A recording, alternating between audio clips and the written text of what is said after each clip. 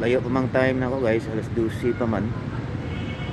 So laroy-laroy sa ko diri guys sa ikaupat na bridge sa Cebu.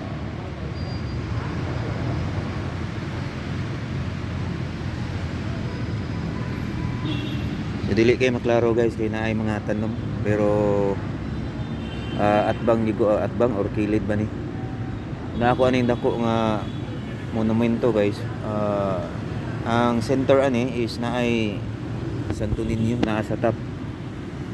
So naalang ko diri sa ilawom kay nagpasilong pa ko sa bench mga kuan, bench diri sa mana guys. So kani ako ang gikuanan kay duol ko sa tanom. Alimuot bugat akong background. So mopalit pa ta ako pero nauna ako guys bugat man kaayo. So diri lang sa ako kalabay sa oras. So bisang magpalabay ko sa oras guys, di gyapon maurot ang oras.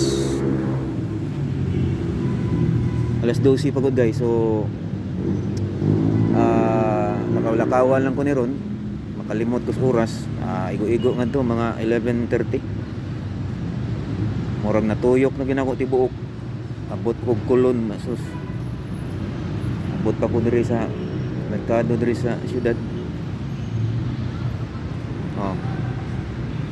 Di na lang ko ganahan mo kaon kay kung kaon ko kapoy magtiwas, nag-inom lang ko og soft drink kaniya guys. Bulahan kong gutomon, nadaghan diri. Pero mga 3 hours gikan sa pagpamahaw.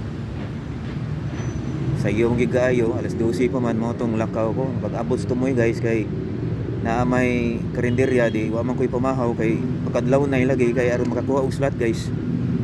So makakuha og slot at least 50 katawo nya. Ni mata ko guys alas 3:32. Pag abot dire 50 slot nahibaw-an ako ika-39 akong numero guys. May na lang gani kay mga 11 ang nahabilin lang guys. Nakaabot pa ko sa 11 slots extension slots ika-39. So kana alas 3:39 ko naabot yung midre guys sa akong manghod mga alas 4 kapin man to guys.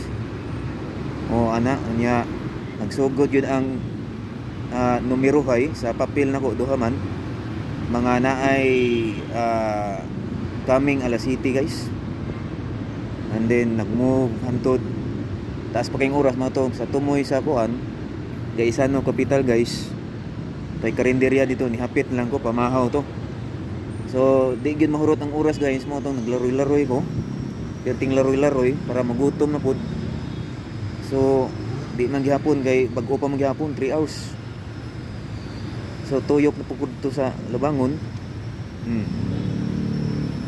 Kanya niinam lang kog soft drink guys, pahilis bisag hagbay rang nahilis sa sige tinuyokay. So karon di gihapon mahurot ang oras guys. Abot ko diri karon pag ko nilingkod guys, grabe ang tinuyokay guys. Lingkod siya ko nya kontadaod bagnos na pud. Nya kuha ta og ebidensya guys kay aron di pud masayang ato ang pag vlogger guys ba, di ba? Bisan ka mo mangay guys, di ba? So at least makasweldo na puta sa sunod guys. Okay. At least dokumento kining adlaw. Daghang napuslan sa akong paglaroy-laroy, pasingot o pagutom, pauhaw tanan guys. So laroy-laroy ta diri unya patan-aw sa mga tulisan guys kung dunay mo tulis magani. Bitaw guys. Way mo tulis kay akong cellphone guys perting buak ka guys. Asla akong ipon guys, buak kayo. Buak kayo. So hangtod diri na lang guys. So once again, this is Mix Vlog in RB Facebook Booktut. Ninyo bugi ko sa Face out. Uy, tara day.